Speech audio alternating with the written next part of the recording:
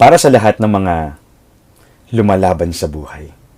Alam mo, bilib ako sa'yo. Kasi kahit hirap na hirap ka na, ipinapakita mo pa rin kaya mo pa.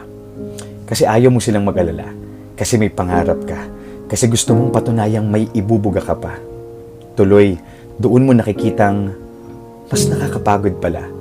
Mas nakakapagod palang itagong may mga araw na nanghihina ka. Mas nakakapagod palang ilihim na kailangan mo na ng makakasama.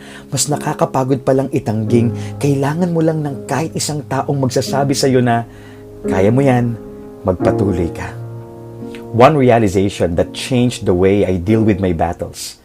I don't fight alone. I fight in faith. I fight with my God. Why? Because in our weakness, He is our strength.